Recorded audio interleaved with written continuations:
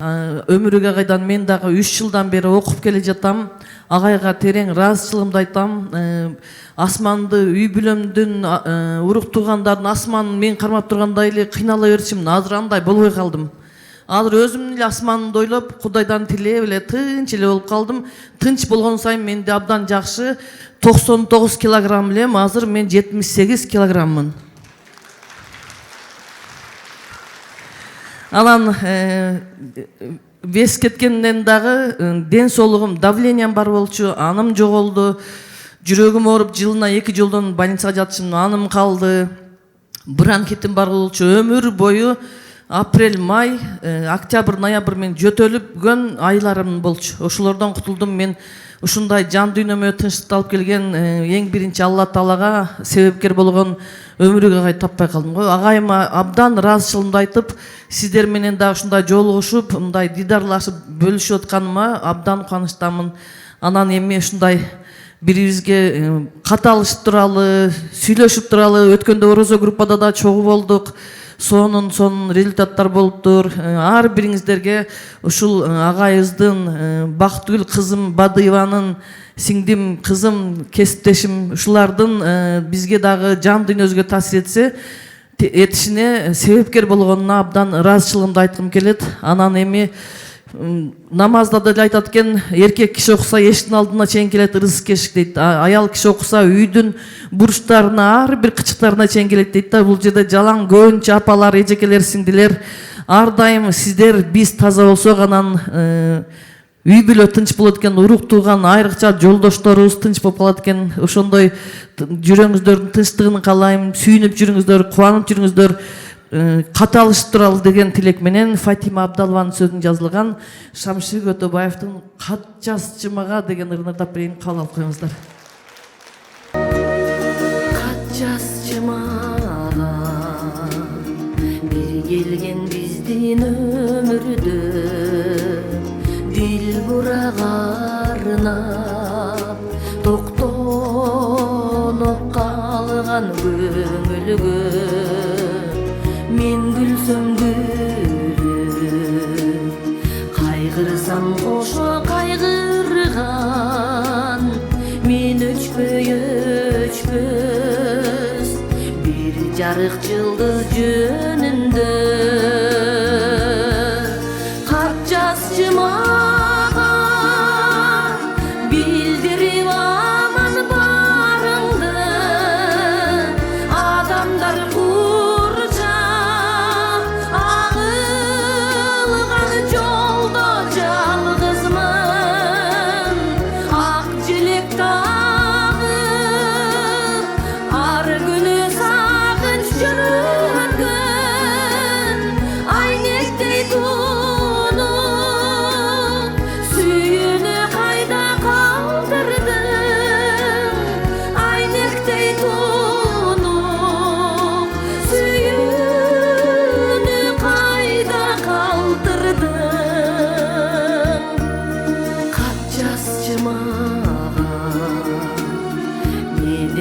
абдан куусамын, канча жыл өттү, сенден дарек укпадым.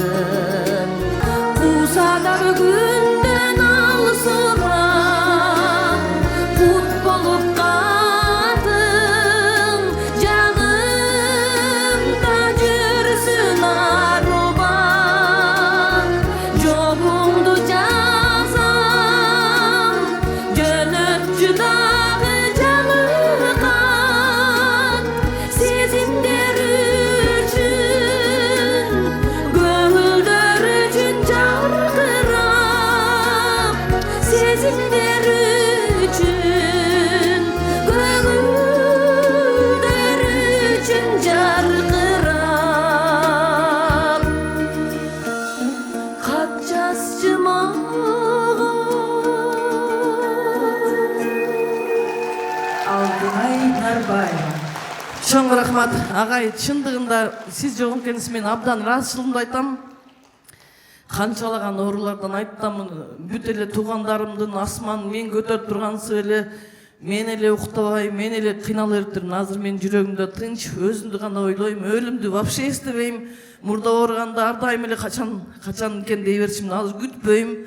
Себеби мен жашагым келет, мен ырдагым келет, мен изденгим келет. Ошондой сонун эмоцияларга мени салып койгон агайга рахмат. Сиздер да бир кол чапыңыздар. Агай, абдан ыраазымын ушундай инсанга Алла таалам жолуктурганына. Ар кандай адамдар жолуктуруп мен сени сынайм дейт экен да Кудай таалам. Бир жакшыны, бир ууруну, бир тууруну, бир бузукуну, бир жакшы адамды жолуктурат экен. Ошо мен жашоомдо ушул жүрөгүм жүдөп, ичим кирдеп, кимдир бирөөнү мен капа кылып, кимдир мени капа кылган убактарда агайга жолукканыма мен абдан ыраазымын. Мен азыр таптазамын. Мен башка алтынаймын, башка апамын, башка эжемин, башка сиңдимин. Мен жашагым келет, сүйүнгүм келет, күндө өзүмдү кубандырып, күндө өзүмдү мактап, сүйүндүрүп турам. Сен мыктысың, молодецсиң, өзүңдү өзүң угасың, өзүңдү өзүң жеңгениң бул өтө кыйын экен да. Жеңдим деп айтпайм, кээде мен жеңилип деле калам, бирок абдан аракетим күч, медитацияны үзбөй жасайм, кээде болуп калат. Анан ушул медитация жасаганда менин маңдайымда ар дайым сиз турасыз. Бул эженин кыйындыгы бизден аябай уруш жептип анан кайра кайтып келген. Мен аябай урушуп, абдан жаман уруштум. Мен андай өзүм жөнүндө бир жакшы адамды жасап алган экенмин да.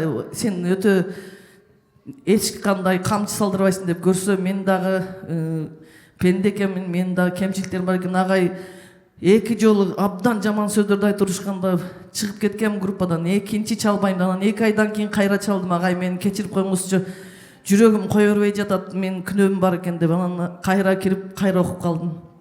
Ошон үчүн өзүңдүн күнөөңдү билген бул өтө чоң баатырдык экен да. Кечирим суроо ар кимдин колунан келбейт. Ар ким өзүнүн мен күнөөлүмүн деши өтө кыйын. Мен акмын деп эле турабыз да.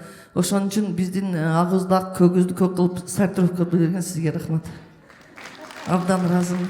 Анан эми келиңиздер, сиздердин алдыңыздарга мен дагы жөн эле жүрбөйм, ар дайым колумдан келишинче кеңешимди берип, устат шакирт болгон кызым Жалал-Абадтан келип калды эле. Анан айттым, жүр барып бир элдердин көңүлүн алып, апаларыбыздын, эжелерибиздин, агайлардын, инилердин көңүлүн алалы деп. Өмүр деген бул бизге Кудай таалам берген белек экен. Аны ким кандай жашайт, ал өзү билет экен. Келиңиздер, бир өмүрдү абдан сонун маанайда өткөрөлү. Динара Тилекеева.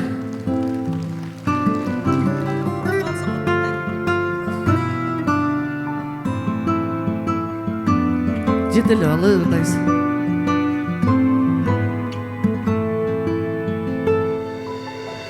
Ömür deyin dayra, dayra, dayra, Кармаш болуңуздарчы. Кармаш баардыгы. Кармаш өмүрлүү болот. Коя албаймын сүйбөй, коя албаймын сүйбөй, сүйбөй сени коя албаймын өмүр, сүйбөй сени коя албаймын өмүр, өмүр, өмүр, өмүр.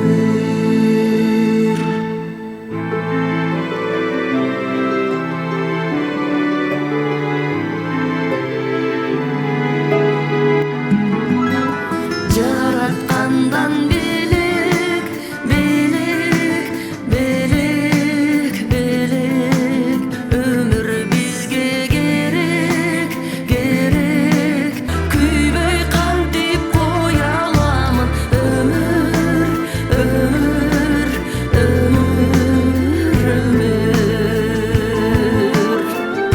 Өмүрлүү болуңуздар, эң бактылуу болуп жашайлы, оорубайлы, кубанып, ийгиликте жүрөлү баарыбыз.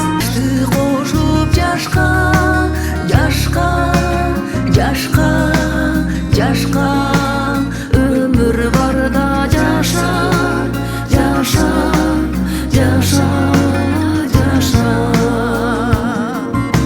Sen бар үчүн жашайм, sen бар үчүн жашайм, өзүң барда жашай берем өмүр.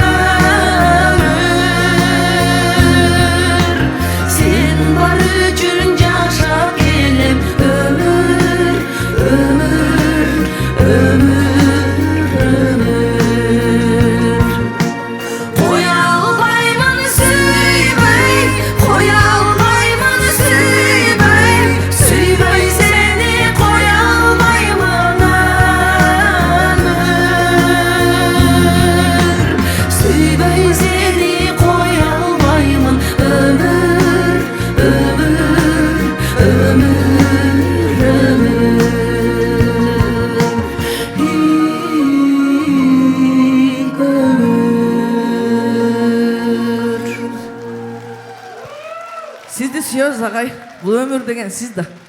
Анан бактı гүлүм. Келиңиздер, мүмкүн болсо мен бир бийлей туран ырдасам, кааласаңыздар бул жака, кааласаңыздар ордуңуздарда. Көбүнчө апалар экен, жашыңыз, башыңыздардан жолуңуздар түшпөй жүрсүн. Мен ойлойм, экөөңүздөр баштап бересиздер. Алтымыш Кадыров, Жашыл жолук. Келиңиздер.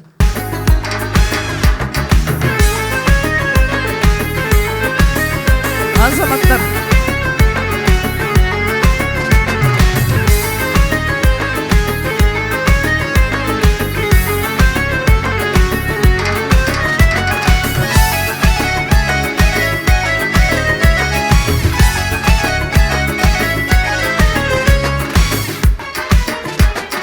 Эл ичинен өзгөчө ашык болуп, эске түшсөң өлтүрөйм жашык болуп.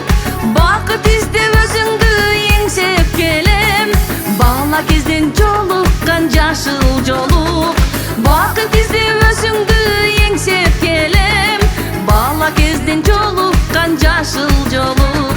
Эй, жашыл жолук, бала кезден жолуккан жашыл жолук. Эй, жашыл жолук, бала кезден жолуккан жашыл жолук. Жүрөгүмдү сага деп арнап коюп, жүрөм өзүмдү алдап коюп. Жалындаган от болуп күйүп жанып, жүрөгүмдү сезбедиң жашыл жолук. Жалындаган от болуп күйүп жанып, жүрөгүмдү сезбедиң жашыл жолук. Эй, жашыл жолук, жүрөгүмдү сезбедиң жашыл жолук. Жазым жайым шуулдайт кайык болуп, жүрөм жалгыз бук болуп, жашык болуп. Жок дегенде жөн гана көңүл улап, жат деп күлүп койсоңчу жашыл жолук.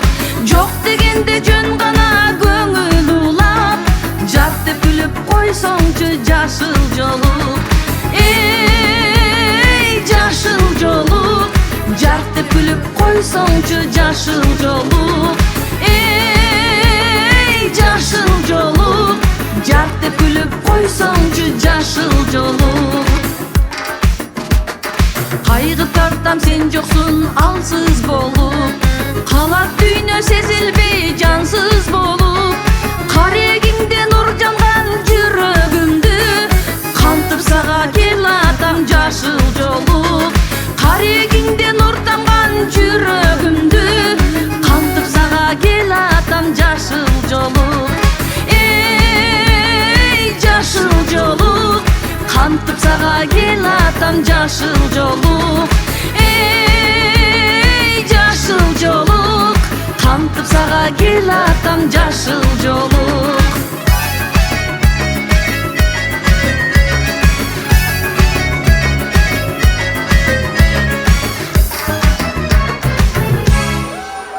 Чоң рахмат, кетпеңиздер. Эми Динара Тилекеева келип кой кызым.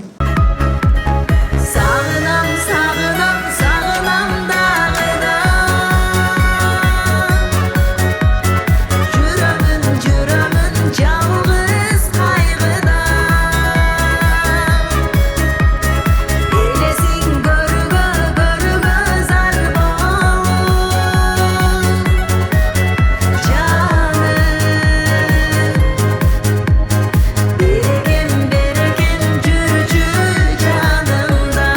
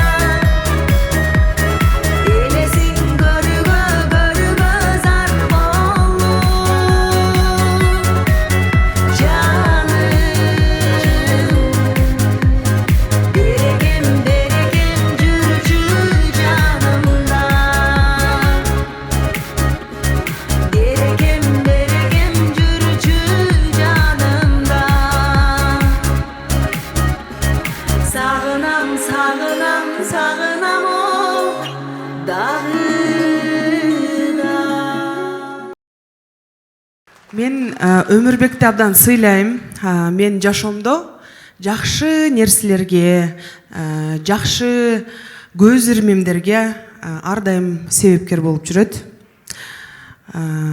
Азыркы учурда негизи коллегам, экөөбүз психологпуз, докторантпыз. Кудай буйрса, аз эле жылдар калды, профессор болобуз экөөбүз буйрса. Анан Сютса илиминин дагы адиси болобуз. Сютса илими негизи адам баласынын ар бирибиздин өзүбүздүн минус жактарыбыз болот, плюс жактарыбыз болот. Ошонун баарыны терең түшүндүрмө берет.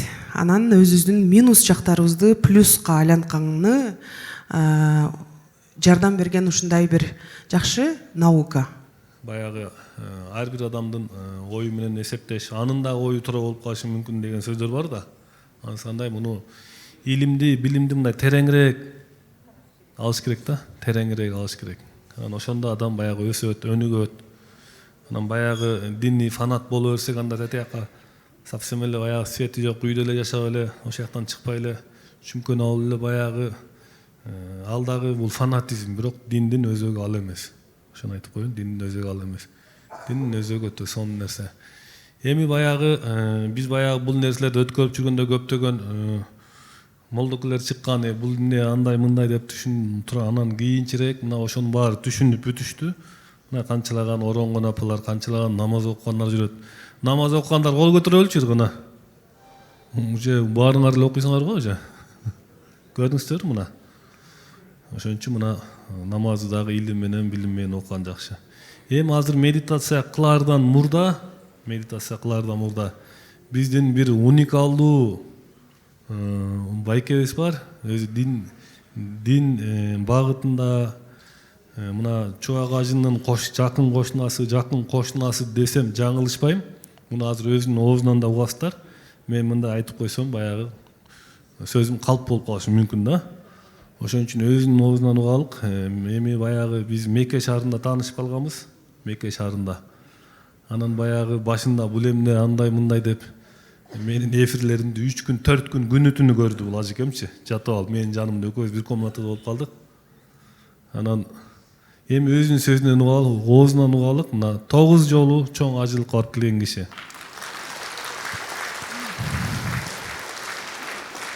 Өзүнүн жеке умра компаниясы бар.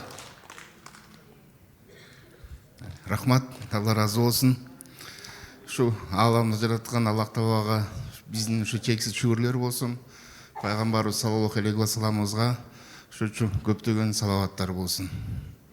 Мен моунча көп аялдардын алдында сүйлөп көргөн эмесмин, бирок Өмүрбек жанында турса, мындай сүрдөбөй кичине айтып бергенге аракет кылайын.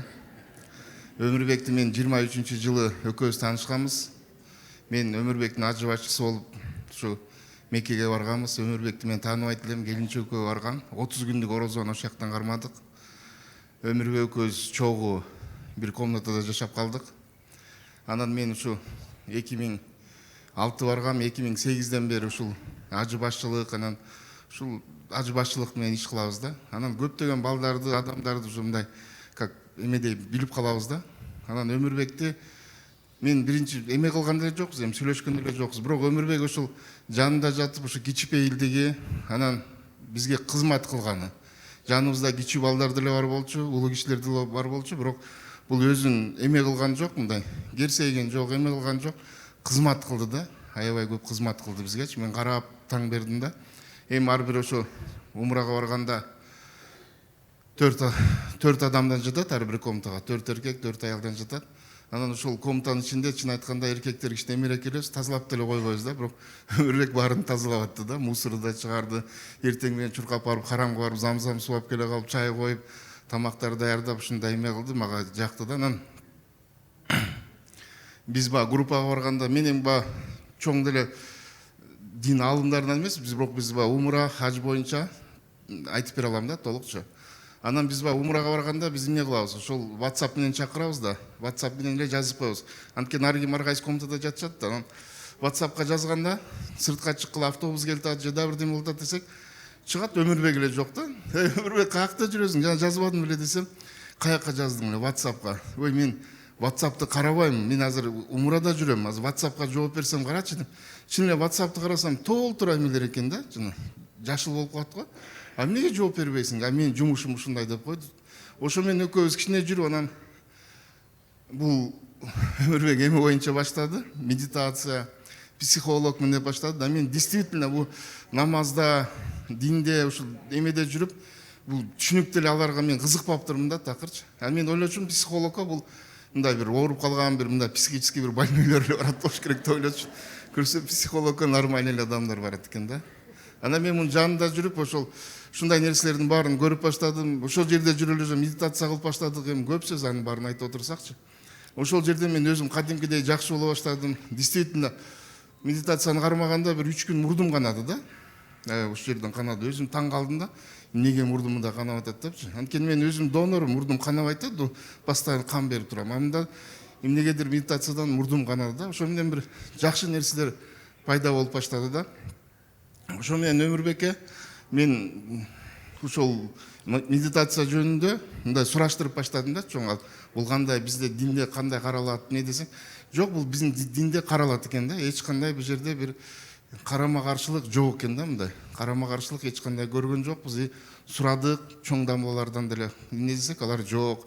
Бул кылынып келген, кыла берет адамдын. Мисалы үчүн биз намаз окусак, Алладан баягы коркуу сезим менен, Алладан ушул экил өзүбүздүн намазыбыздан кутулуу сезим менен намаз окуп атабыз да, руху эме менен. А бул жерде медитацияда болсо биз өзүбүздү мындай спокойт этип, кандай бир кандайдыр бир ойлонбостон мындай отуруп өзүбүздү спокойт этип атабыз да. Бул жерде ошол оорунун баары эле жана Өмүрбек айтып атпайбы, ушул биз өзүбүзгө эле чогулта берет экенбиз да баарынча.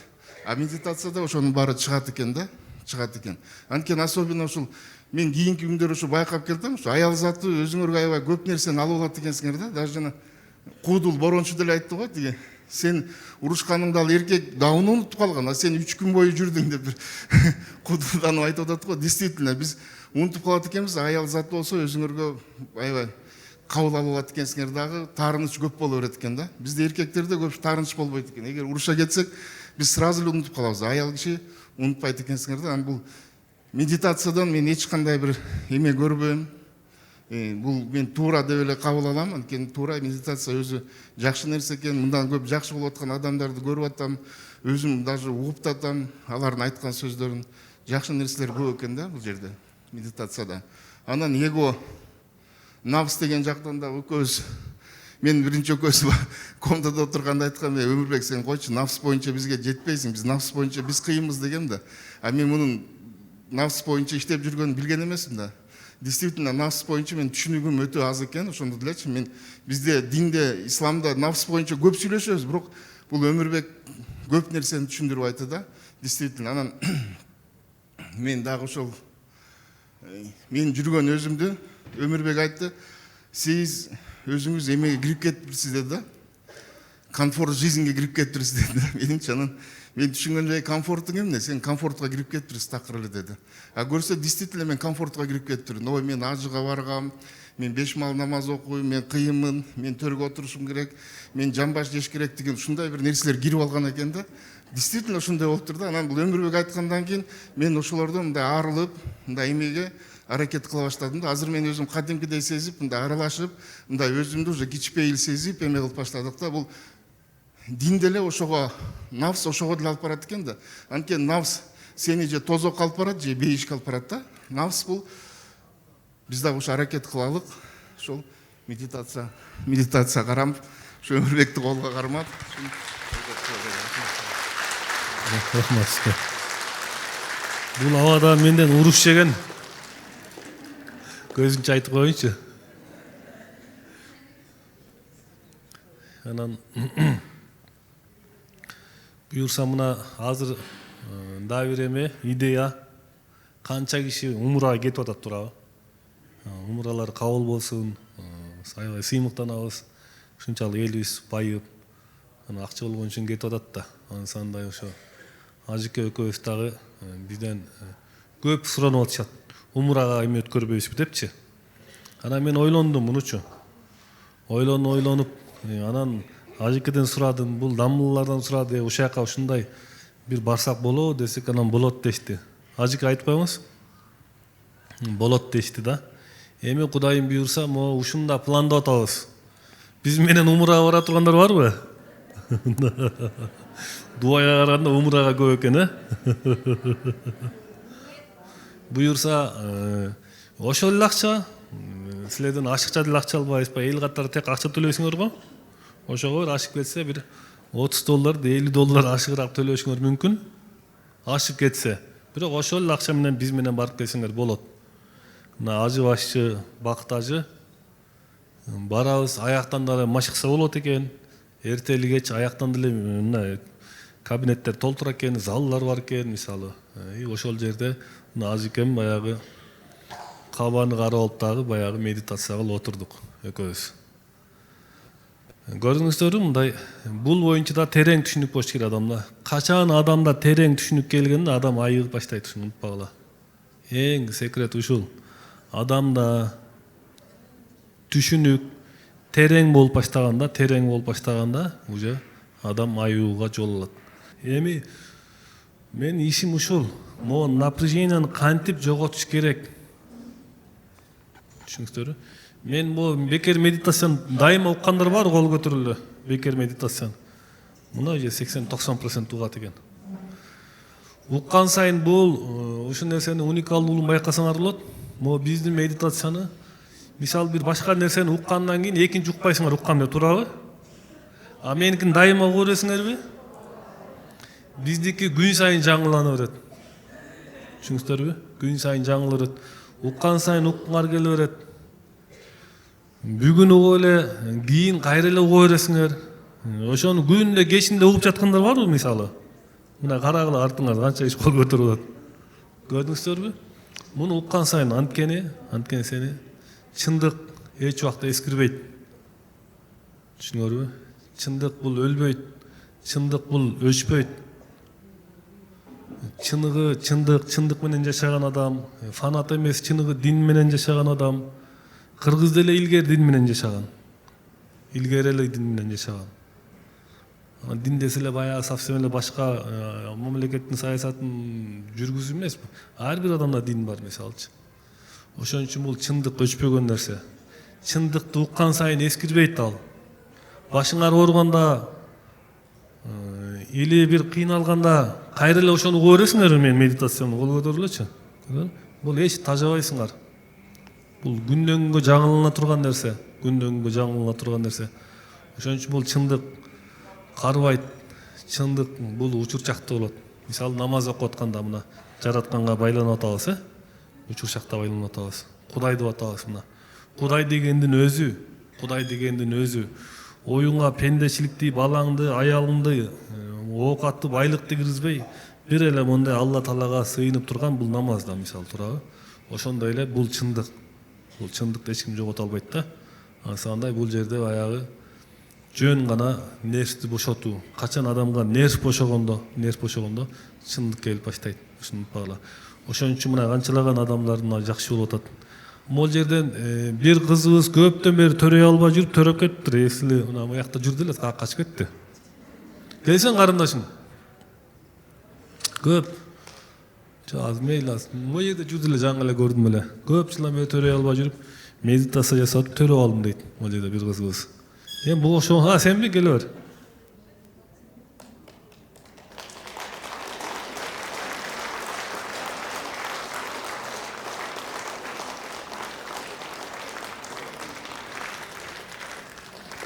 Bir. Өзүм туруп барып этейинчи. Мен дагы боюмда болбой атат деп ойлонуп жүрүп, кийин медитацияга катышкандан кийин ошо тез эле боюмда болуп калыптыр.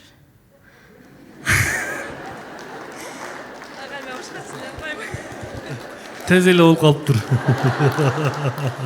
Рахмат. Бактылуу болсун. Кол жаап коюңуздар.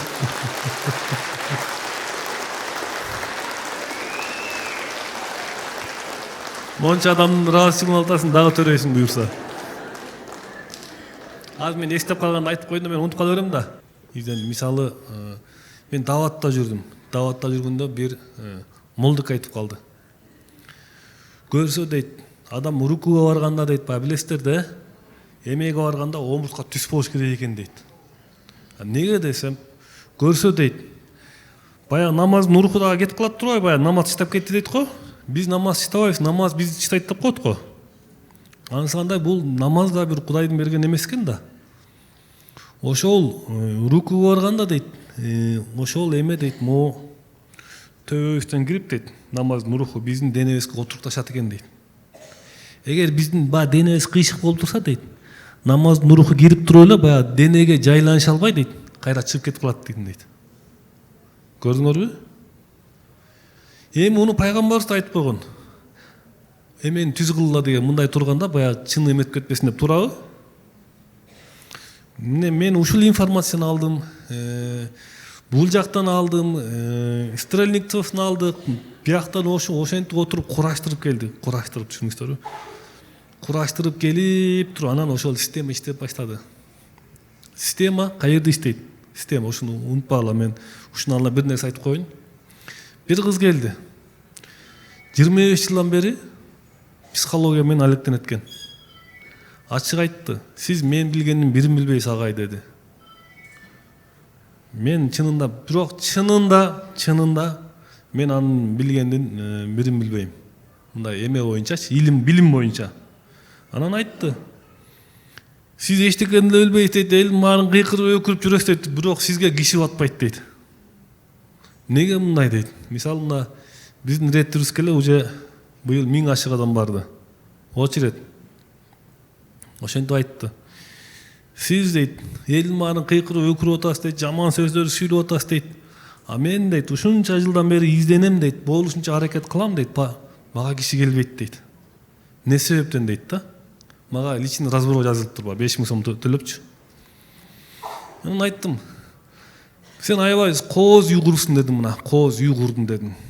Эми укмуш мына, мо эго деген ат айтып турбайбы турабы? Ресторандычы. Ат айтып турат. Мына полун көрүп атасыңар, түзгөл акча. Анан сен укмуш үй салыпсың дедим. Бирок үйүңдүн ичинде дедим, электр энергия, свет жок экен дедим. Түшүнүңүздөрбү? Свет жок экен дедим да. А бул свет деген не? Бул свет деген руханий илим болот. Түшүнүңүздөрбү? Тиги баарын билип алган, бирок денесине свет киргизе алган эмес. Или ыйман киргизе алган эмес. Түшүнүңүздөрбү? Адамдын денесине ыйман кирбесе, жакшы болбойт, ушуну койгула. Адамдын денесине бул жарык кирбесе, адамдын денесине Кудай деп, Кудай кирбесе, жакшы болбойт. Ким жакшы болот экен мисалы? Кудай жакшы кылат да баарынчы. Сенин эмеңде свет жок дедим. Ишиңде свет жок, үйдө эле дедим да, жөн эле укмуш сонун эле, фигураң сонун экен дедим тамашалап. Фигураң эмелериң баары сонун экен, бирок сен даже күйөөсү жок экен да, мындайча айткандачы. Эгер чындап да, эгер баягы жан дүйнөсүндө мындай энергия, ыйман толуп турса, жана эркектер талашмак. Бойдоп калса мен деле талашмакмын да, деп тамашаладым. Десем анан ал ойго салып баштады. Мындай анан кантип киргизет, анан канча убакта кирет. Көрдүңөрбү? Уже дагы эле ум ойноп баштады. Анысы кандай? Баягы биз бул жерден чындык бар жерде свет жок болот. Чындык жок жерде свет жок болот. Билесиң, мен деле эмем канчасы урдуп алышып, ойду токтотуш керек, анан мындай болуш керек, анан тигинде болуш керек, анан моундай дейт. Бирок бирөө айыккан жок да. Турабы? Анткени себеби мен адамдын акысына кирбедим. Бияктан ашматтан үйрөнүп алып, ташматтан үйрөнүп алып, түшүмчүлүгүндө баякка чыгып алып акылды болгон жокмун эч убакта. Мен ким менен жүрсөм да ошонун акчасын былтыйта төлөп бердим. Ашыгы менен төлөп бердим. Кайсы молдо менен бир информация ошол жерден угуп калсам, ошого ашыгы менен төлөп берип жүрдүм. Анан ошентип келип туруп элдин баягы батасы менен келген нерсе да, канчалаган апалардан бата алдым, аталардан бата алдым, бекер машыктырдым канча жыл. Көрсө ушул адамга свет болуп берет экен, мындайча айтканда. Түшүнүңүздөрбү? Ошол адамга свет, ошол адамга жарык болуп берет экен. Ошол адамга анан ошондо адамда жарыктануу башталат экен. Ыйманы чоңоет, мындайча айткандачы. ыйман чоңоет да. Ошон үчүн баарыңыздарга ыйманды эмне топ эметип калат экен, адамга баягы эмне киргизбейт экен, көрсө ач көздүк. Кээ бирлер мына мен деле медитацияга отурам дейт, ушу балам өзгөрүп кетсин, ушул менин кызым өзгөрүп кетсин десең, былжыраган нерсе да. Жаман нерсе, болбойт булчу. Ушу балам өзгөрүп кетсин, ушу кызым өзгөрүп кетсин, ушу ишим жүрүп кетсин деп кылдымбы? Бул ач көздүк болот, вообще болбойт бул. Мен дайым айтам, туурабы? Дайым айтам. Болбойт. Шүмшүлүңдө дейм мен. Эмне шүмшүлүңдө отасың деп өлмүш болуп дейм да. Ошон үчүн вообще ач көздүк кылбагыла. Бирөө айтат, машина алсам эле, бирөөгө сатсам эле авария болуп кете берет дейт. Сатсам эле ошол алган киши мындай болуп кете берет дейт. Эми бай киши да. Мага келип тур, неге мындай болуп атат дейт. Ошол алып атканда мен мисалы бул досум укмуш машинасы болсо, Кудайды унутуп калып эле, ушу досумдун машинасы жуксун. Мен да ушундай жүрөйүн дегенде, мен Кудайды унутуп калган үчүн мен мунун балекетин кошо алат экенмин. Түшүнүңөрбү? Биз Кудайды унутуп койгон үчүн. Мен бул досум бай болсо мисалы, ошол жуксун десем, бирок мындай кылыш керек экен. Алла Таала ушу досума да Кудайым байлыкты кут кылсын деш керек экен. Өзүнө бекитсин деш керек экен. Ушунун өмүрү узун болсун деш керек экен. Анан мага дагы деш керек экен Кудайданчы. Ошол кишиге бекитип туруп, мага дагы ушундай жакшы, мындай жакшы ниетте ошол байлыкты илим жолуна, билим жолуна жумшашка насип эт. Бирок ушул ниетим да туура эмес болуп калса, өзүң туурала деш керек экен. Түшүнүңөрбү? Ниетти. Эң негизгиси ниет. Ниетти туура койдуңбу, айыгып баштайсың. Канчалаган апалар келет десем, баланчаны кармап койсоң жакшы болуп кетиптир деп эле шүмшүлүң деп келгенде, менен ушундай жакшынакай сөз угат. Анан качат анан. Бирок качпайт, кайра келе беришет. Илгери качышчу да. Түшүндүңөрбү? Ошондо анан адамга эме кирип баштайт. Ошон үчүн азыр силер эч нерсени ниет кылбагыла, жөн эле Кудай деп койгула. Анан жөн эле жасай бергиле. Главный эмес ошол, секрет ошол. Жөн эле жасай бериш керек. Анан бул жерде бир эскертип коеюн, эмкиде мен ойлоп атам, эмкиде каалоочулар ушу Эго ресторангабы или башка ресторангабы келген тамагыңарга төлөйсүңөр. Дасторкон жасатып коелук мындайчы. Дасторкон жасатып коюп туруп эле келген тамагыңар ашып кетсе 1000 сом 1,5 болуш керек. 1-2 тамагы менен, 1-2 салаты менен ар бир кишиге. Анан келип ушул жерден бийлеп, ырдап кетсеңер, кандай дейсиңер? Келүүчүлөр барбы? Жөн эле жыргап кетебиз. Жөн эле жыргайбыз. Бияктан мен акча табайын деген деле ой жок, чынын айткандачы. Андай деле ой жок, мен билесиңер. Жөн эле келебиз, ар бир мояка столго эме кылабыз, ашып кетсе 1,5 акча болот керек. Ошону төлөп коюп эле жыргайбыз, анан кетип кала беребиз. Зато ал жерден да сонун сөздөрдү сүйлөшөбүз. Ал жерден адамдар бири-бириңер менен сүйлөшөсүңөр. Мисалы, могу столго 5 киши болуп калса, 5-өңөр каяктан келдиң эле? 5-өө каяктан келдиң эле деп ошол жерден эме кетет. Анан алтына эжени суранабыз. Ырдап берет. Ошондой да иш-чара өткөрсөк болот буюрса. Бул өсүп өнүгүүгө болот.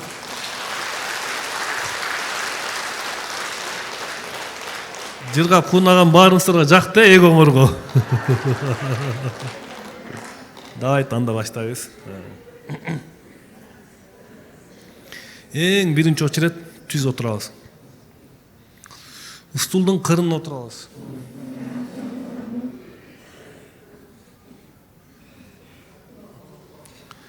Кырына отурабыз. Эгер биз мындай отуруп алсак, могу напряжение бар го? Напряжение ылдый түшпөй калат.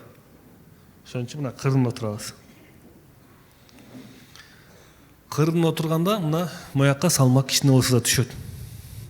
Именно ушул жака салмак түшкөн үчүн мояк биздин нерв системасы бошогонго чоң эме бар. Мүмкүнчүлүк бар. Эми экинчи очерет омуртканы түз кылыш керек. Эгер омурткаңар түз болбосо бесполезно, мен айтып коеюн. 90% энергияңар туура эмес кетет. Эми мына мен азыр мындай отурам, бирок түз туура эмес отурам. Биринчи очерет мына могул жер мына. Мына карап турула мына. мына карап тургула.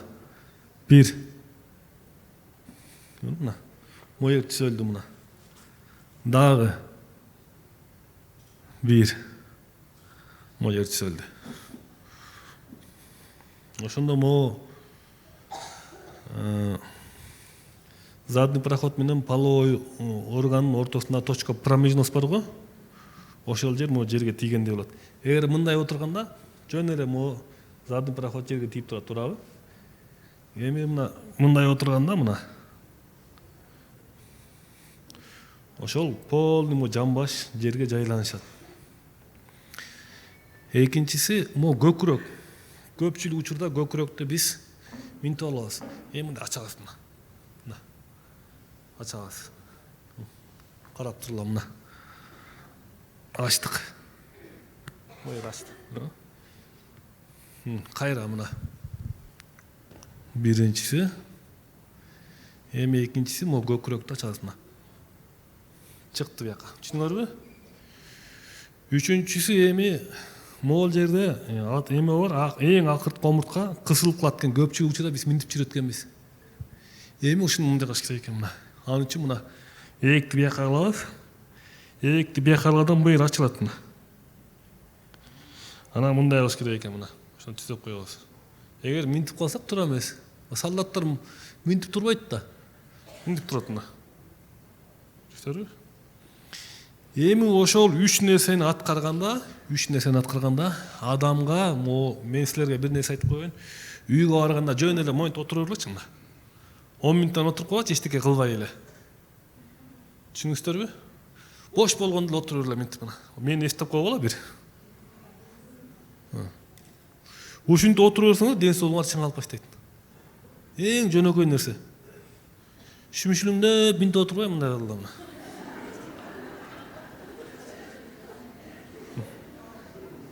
Көрүңөр мына. Азыр бир нерсени карасаңар мына. Мына. Түп-түз болду. Бул жер тээп турла. Ой жоголуп кеттиби? Байкадыңарбы? Ушу менен болуп каласыңар, көрдүңөрбү? Ушу менен болуп каласыз. Могу башыбызды ой басып албайт. Мен ушу минтип кетпейин деп эле минтип турсаңар мына, ой жок жерде акырындык менен адамда процесс кетип баштайт. Эми экинчи мына жөн эле мына. Моерди минтип коела мына.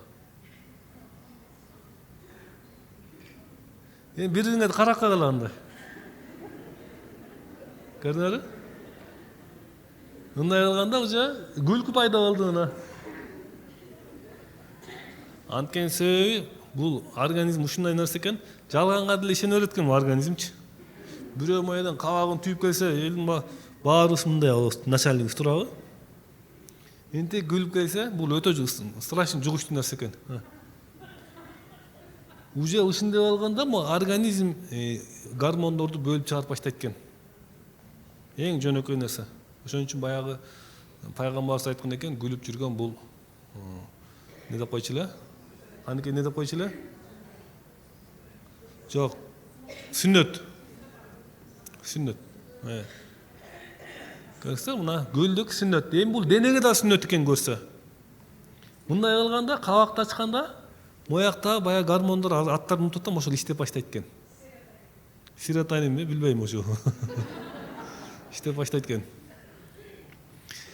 Эми мына могу жерди кой бериш үчүн, могу жерди напряженияны кой бериш үчүн мындай кылат экен мына.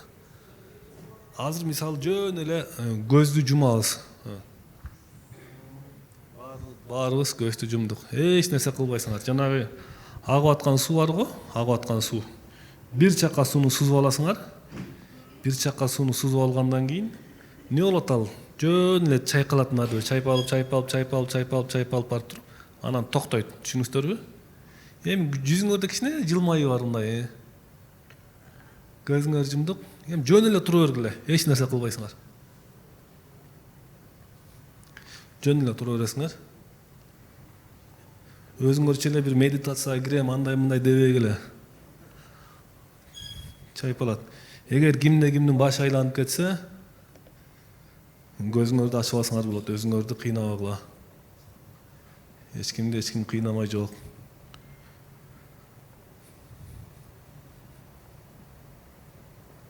жөн эле отура беребиз. Азыр могу мээңерди бошотконго да аракет кылбагыла. Мээңерди бошотконго аракет кылбагыла. Жөн эле туп эле отура бергиле. Өзүңөрдү да бошотконго аракет кылбагыла. Кыскасы аракетсиздик. Аракетсиздик. Жөн эле түз отура беребиз. Ушунда могу адамдын башы кичине бошогонго чоң мүмкүнчүлүк түзүлөт. Бул биринчиси.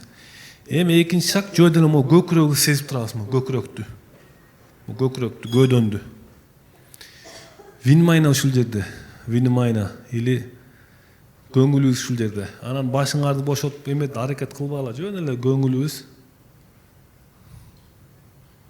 көкүрөктө. Эми ичибизди эстеп туруп жөн эле мындай сезип турабыз. Ичибизди сезип турабыз.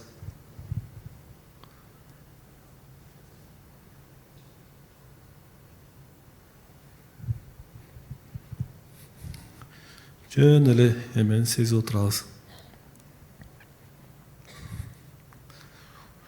Ушинтип сезип отура бергендин өзү эң чоң лечейна. Ушинтип сезип отура бергендин эмеси эң чоң лечейна. Мындан чоң лечейна жок. Качан убактыңар боло калдыбы мындай? Эми үчүнчүсү азыр мо көкүрөк менен ичти сезик да. Эми үчүнчүсү одновременно бүт денени сезип турабыз. Үчүнчүсү бүт одновременно сезип турабыз. Моюн түз болот. Одновременно денени сезип турабыз. Ушул одновременно денени сезип турганда, могу нерв системасы өтө чоң бошогонго тоскоолчулук этет. Нерв системасын бошогонго тоскоолчулук этет. Эми дагы бир нерсе. Биз ушинтип отурганда да бизди ой баса болот. Мисалы, ушинтип отурганда ой баса болот. Эми эмне кылабыз? Мисалы, Кудай сактасын, анда эмени ойлоп бир ой басып отурса, жер титиреп кетсе, эмне болот? Кудай деп ойдун баары жок болуп кетет. Жер титиреп кетсе, ойдун баары жок болуп кетет. Ошондой андай жаман нерсени ойлоп мындай ойго тургула, түшүнүңүздөрбү? Мындай жер титиреп кетсе, Кудай деп ойдун баары жок болуп кетип, жөн эле сезип калабыз го, качан токтойт Кудай депчи.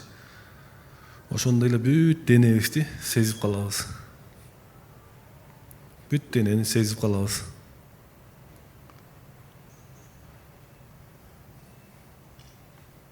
Бүт денени сезип турабыз. Ошондо могу биздин эмебиз, нерв системасы бошогонго аябай чоң мүмкүнчүлүк түзүлөт. Өтө чоң мүмкүнчүлүк түзүлөт.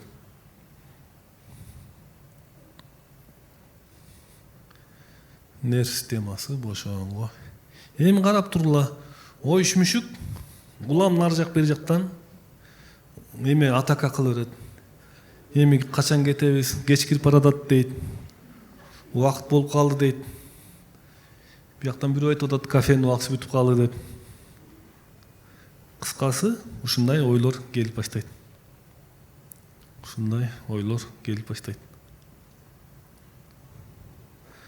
Ошондо болбой эле денени сезип отура беребиз. Просто денени сезип отура беребиз. Эң негизгиси омуртка түз болот. Омуртка түз болгондо эле адамда болуп көрбөгөндөй результат башталат. Бирок эң негизгиси результатты күтпөш керек. Убактыңар боло калды, ышак эле отура калла, столго отура калла мына. Убактыңар болдубу? Акырын столго отура алсаңар эле.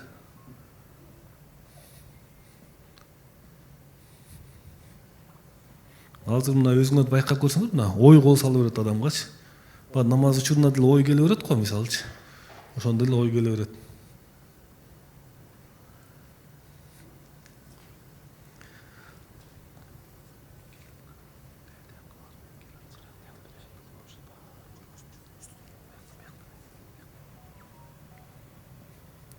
Эчтекеге баа бербейбиз. Кошунан мындай экен, тигиндей экен десең, бирөөгө баа берсек билесиңер, эң негизгиси ниет.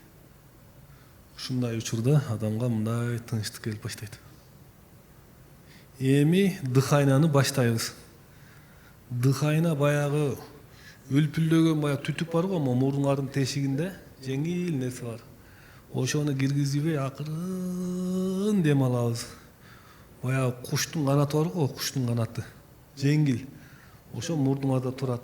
Денеңер сезип тургула, жерди тээп тургула. Куштун канаты. Ошол үлпүлдөгөн нерсени киргизбей, омуртканы түз кылып акырын дем алабыз. Эгер деп катуу тартып ийсек, эмне болот? Кирип кетет.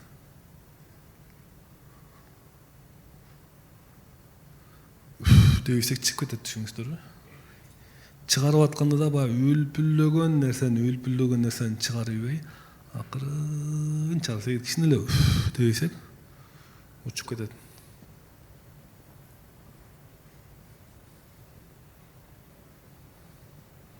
Түз отурабыз.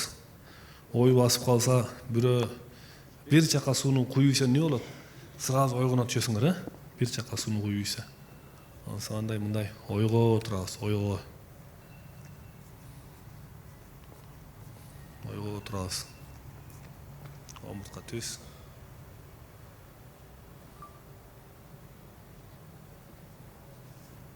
Только дыхайна, бүт денеңер сезип турасыңар. И дыхайна.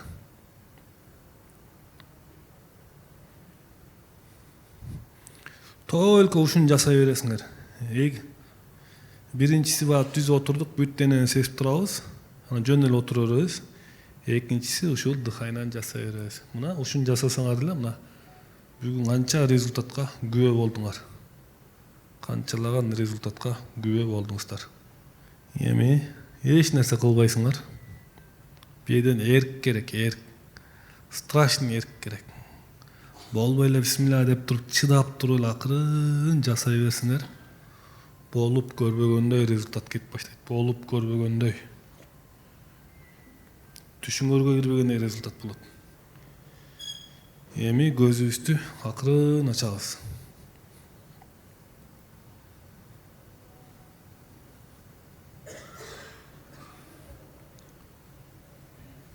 Эми кичине мүмкүн болсо ордуңуздардан туруп бийлейбиз мындай. Мен бияка чыгып алайын,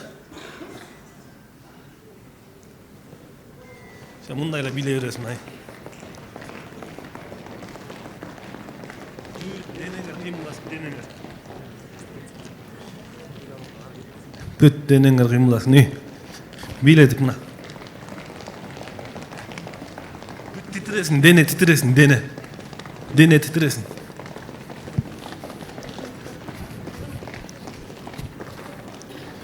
Дене титресин.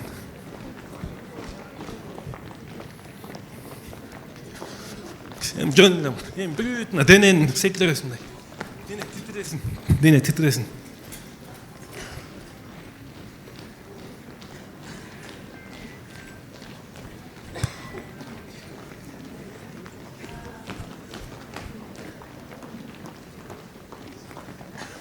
Мен да блогер болуп коеюн. Кеттик.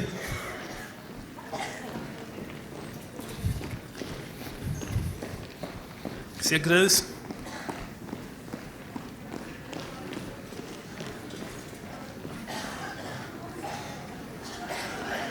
Болду, отурабыз.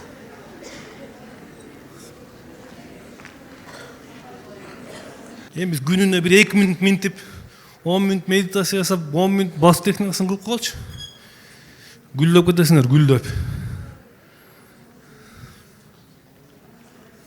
Сабак кандай болду?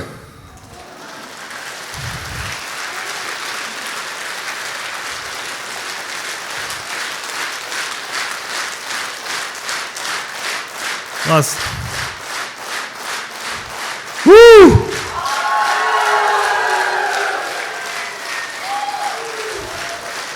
Ең соңы мына. Ең соңы.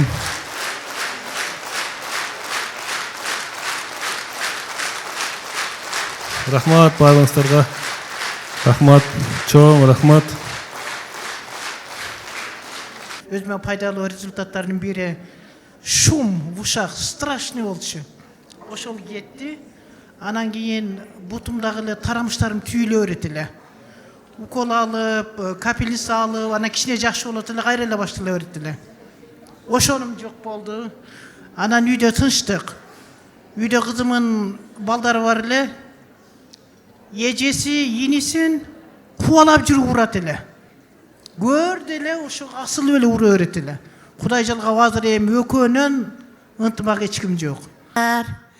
Мен дагы бекер медитацияны жасап жүрдүм. Андан кийин биринчи курста окудум.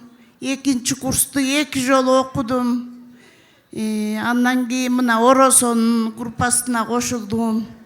Эми жакшы, нервтеримдин баары успокоить этип, бала бакыра менен урушпай дегендей, өзүм менен өзүм болуп эле жашап калдым. Мына тырмагым, бутум тырмагы, колумдун тырмактары кадимкидей оң колумда бир кара пайда болгон. 2-3 күндөн бери эле жок эле болуп калыптыр. Ошо тырмагымдын түбү 5-6 ай болгон, бул эмне болот деп эле жүргөм айланайын. Дагы көп результаттар бар. Бир жолу эшик такылдатыш керек, 2 жолу такылдатыш керек, такылдата эле бериш керек. Түшүнүңөрбү? Такылдата эле бериш керек эшикти.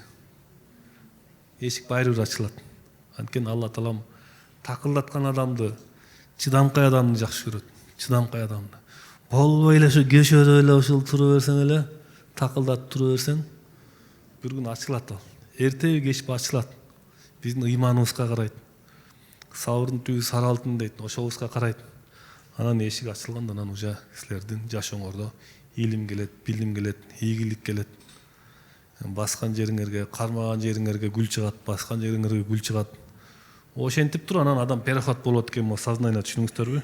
Сознание переход болгондон кийин силер эчтекеден коркпой каласыңар. Оорум мындай эле болуп калат. Көрсө оорум бар ойдон экен да, коркунучтан экен да. Шайтан адамды оору менен, жокчулук менен, ачка калуу менен коркутат экен.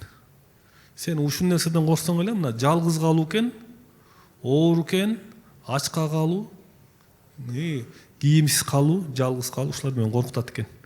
Көрдүңөрбү? Шайтан бизди жөнөкөй эле нерсеге колго түшүрүп алат экен. Ошон үчүн аракет эле кыла бериш керек. Артка кеттимби болду, бесполезно. Көп адамдар артка кетип калат.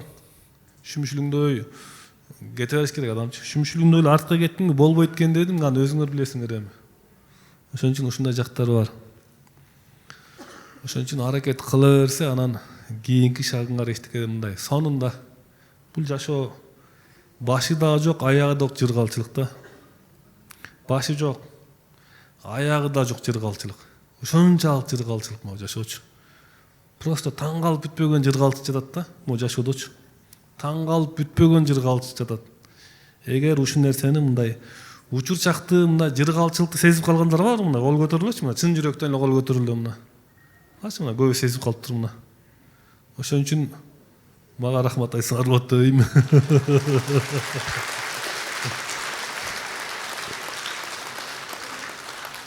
Анча-мынча эгону да көтөрүп коюш керек. Эгону көтөрүп коюш керек. Бул нерсе керек. Эгону көтөрүш керек и ошону иштетиш керек. Түшүнүңүздөрбү? Мисалы мына эң жөнөкөй эле нерсе, үйүңөр жылуу болсо, үйүңөрдөн ысык суу чыкса, полуңар жылуу болсо, эмне кылыш керек? Бош отурбай ошо 8 чуркап койгула мындай, сегиз түрүндөчү. Бош отурбай көрдүңөр. Мындай пендечилик нерсе тоюш керек адамчы. Кийимиң бүтүн болуш керек. Курсагың тойсун мейли, тамактын түрү менен же, алтындын түрү менен тагын, машинанын түрү менен тагын. Ошого тоюш керек. Тойгондон кийин угуп тургула. Бияга кызматка өтүш керек. Жөн эле ошо алтынга ээ болдук, байлыкка, машинага ээ болдук. Ал анан кийинки жашообузду өзгөртө албасак, ал эми Кудай сактасын да. Ошон үчүн азыр менин бир эле оюм бар. Только элге кызмат кылышым керек. Кызмат кылышым керек. Анан ошол эле, менде башка эме деле жок. Мен азыр башка, мен көп жерди көрдүм мисалы. Кудайга шүгүр, мына рахатын деле, мындай жыргалчылыктын деле Кудайга шүгүр. Бирок ошол нерсе мен мындай ушун рахат деле ала албадым чынын айткандачы. Жакшы, Кудайга шүгүр. Машинаны айдаш керек, үйдү жашап, ошонун рахатын көрүш керек. Көргөндөн кийин ошого кармалып калбаш керек экен адамчы. Кармалып калбай эле только эме кылыш керек экен. Аракет кыла бериш керек экен, издене бериш керек экен. Ошондой кылыш керек экен. Анан изденет десилер бүт акчаңарды салып берип койбогула. Эмеңе ачка эме болупчу. Биздики мизерный цена.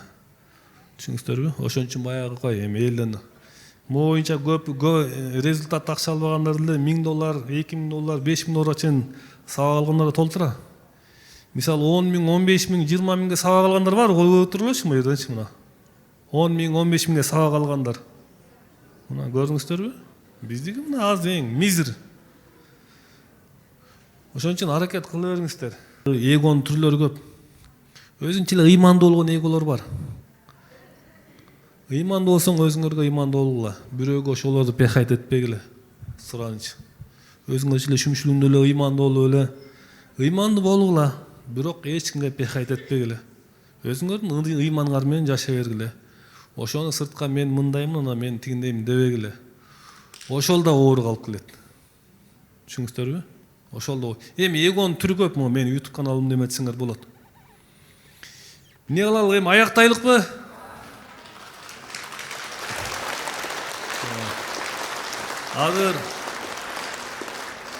Азыр мен эгомду көтөрүп койгула бир.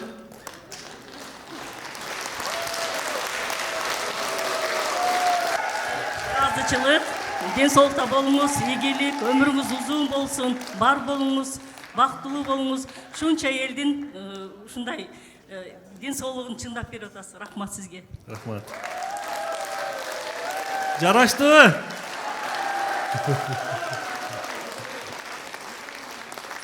Эми мына чоң саңа дагы рахмат. Ушунча элдин эме болтасың, себеп болтасың, ушулардын жакшы болгонго мына көп адамдар билбей жүрсө, мына сенен үйрөнүп бардык айтышып атат, ден соолугу жакшы болуп кептир.